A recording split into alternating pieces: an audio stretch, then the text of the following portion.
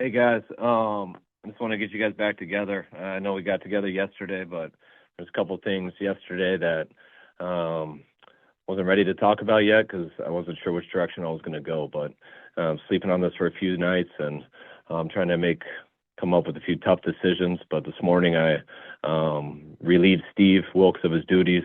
Going to end up making a change here, defensive coordinator, and really tough decision because really says nothing about Steve as a man or as a football coach.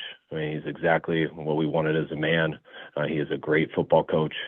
But just where we're going, where we're at with our team from a scheme standpoint and things like that, looking through it all throughout the year, through these last few days, I felt pretty strongly that this was a decision that was best for our organization. And even though it was one I didn't want to make, it was something that once I realized that I think a different direction is what's best for our organization, then it's something that I have to do. So I let him know this morning, and I know I wasn't able to let you guys know yesterday because I wasn't sure about it yesterday. But I am now, and that's the case, and want to let you guys know firsthand. So I'll open it up for questions now. Kyle, does this have to do with just kind of, him coming in from outside the building and not being familiar with the system that you guys had run successfully for so many years before this? Yes. I mean, that was the hardest part, and I knew that was a challenge. It was tough. It was real tough losing D'Amico. It was tough losing Solid the year before, but we had committed to not just the system, but the players that had been in the system, from our D-line, our linebackers. They had played in it for such a long time, so it was my goal to not have to change all of them, and bringing in Steve, who was unbelievable, and how loyal he was, and him trying to do it, but it just ended up not being the right fit, and it's like it hurt for me to do this, but that's exactly why I had to. So now, do you look inside the building, or do you look for people familiar with that system outside the building? We'll do both. We've got some good coaches in here, and definitely going to look outside also. So there's a number of things I got to do for the interview process, but I had to get this. This wasn't an easy decision, so it's something that I had to really put a lot of time into, and have that conversation with Steve this morning, which now that's taken care of, and now I'll start working on the interview process and things like that, trying to find who's best for our group. Kyle, as far as Chris Kasurik, that you had, Steve was the first guy that you had as a coordinator that had kind of a different background, working with DBs and things like that. Do you think there was some sort of disconnect there, not having a guy with a linebacker who kind of connect the front and the back well there? Was that part of the issue here?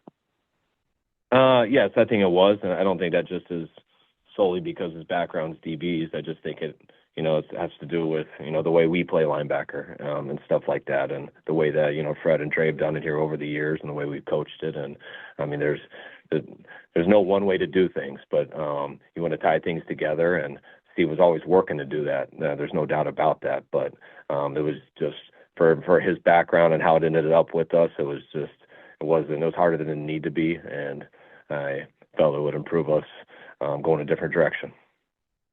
Kyle, have you ever broached being a defensive coordinator with Chris Kasurik or Johnny Holland, either of those two guys? Yes. Yep. I've been around those guys for a while, so talk about a lot of things.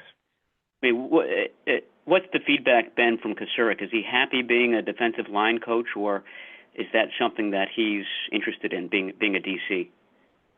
I think it's always a possibility for him, but I know what Chris majors in. I know what he loves to do. His passion is D-line. He doesn't go outside of that a lot, but Chris is a hell of a coach, and he's capable of doing a lot. A couple more guys.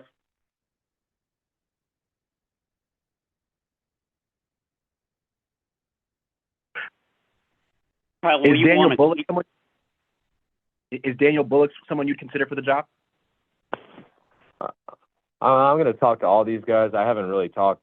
I just did this with Steve about an hour ago, and so I haven't got a chance to meet with all these guys. But all of them will have a chance. I'm not going to specify anyone in particular this early. But DB's done a great job for us here over the years, and he's a coach that I have a lot of respect for. Are you committed to the system that you've been running, or would you consider bringing in a defensive coordinator who comes in with his own system? I'm committed to trying, with the situation we're in, trying to find what we believe will give the Niners the best chance in 2024. And when you have a group of guys who have played at a high level doing certain things a specific way for a while, I do feel that's the best thing to do for them. But if I find something that I believe in and I could be sold on that could be a better avenue, I would never hesitate to do that. So I'm not closed-minded in any way. I'll look into every possibility.